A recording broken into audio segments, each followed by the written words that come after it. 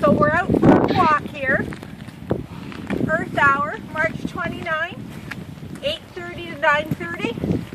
If we don't last quite till 9:30, we'll go back and enjoy the candles.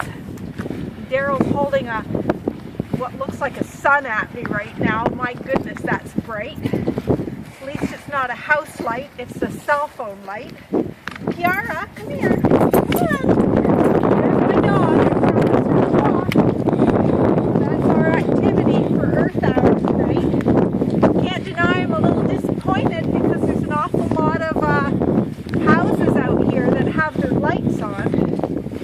But that said, there's next year and other events happening throughout the year, such as Earth Day coming up on the 22nd of April, and the Thames River Cleanup coming up on April 19th. So hopefully we'll get some engagement in those activities as well. In the meantime, there's many hours in the rest of the year, so we'll keep working on people's attitude and hopefully get them to take action. And off we go on our walk. Thanks for shooting this, Darrell.